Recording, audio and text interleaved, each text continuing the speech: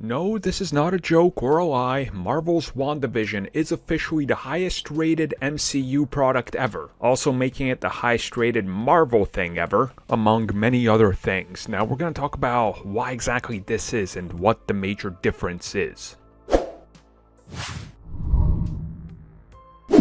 So yes, out of the entire MCU, this is officially the highest rated thing they've ever put out, which is pretty impressive. Now there are a few caveats here and things that people seem to be overlooking or not talking about, or focusing on in a negative light or a super positive light, or whatever you will. Whichever stance you come at it from, there seems to be a degree of confusion of why this is and some of the problems this also, I guess, brings up with the whole review scheme of things. So we're gonna go here by Rotten Tomatoes, which of course is the de facto go-to for aggregates, if you will. See, the problem with reviewing TV series is that you're not given the entire thing when you review it. You generally have a few episodes to start off with. Like CW shows, typically you're given 1 or 2 episodes, and that's what the entire season that gets reviewed for, and it's there unless somebody updates the review, which usually doesn't happen.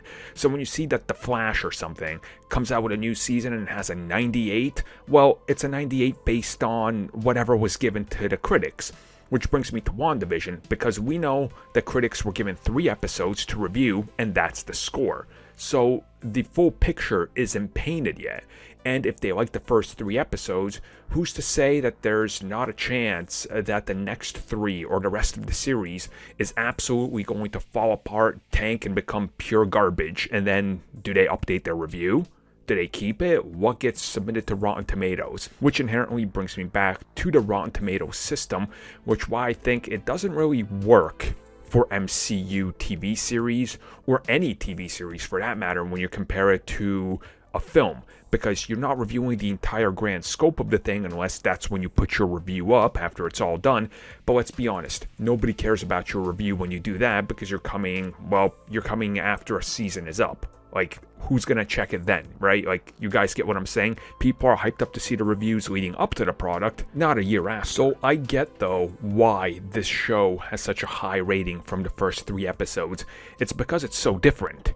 I mean, how many times do you see people saying, I hate the MCU and I don't like the MCU because everything's the same. Every single thing is the same. Guardians is the same as Doctor Strange, which is the same as Ant-Man, which is the same as Spider-Man, which is the same as Captain America, which is the same as Captain Marvel, which is the same as Black Panther, yada yada yada, go around in circles, everything is the same.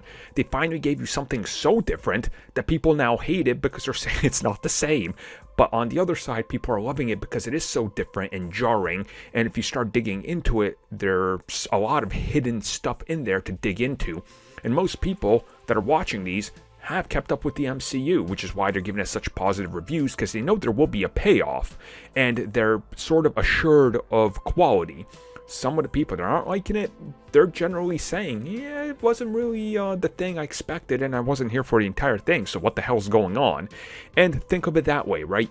You're dropping somebody into this that maybe has not seen everything, and this depends on you seeing a lot, quite clearly, because that's what all the mystery's about. So I get it. Yeah, it's the highest rated MCU thing, but is it going to be by the time it's done? I guess that remains to be seen. Which then brings me to your guys' opinion. Now that you've had a little bit of time to sit on it, what do you make of the first 2 episodes?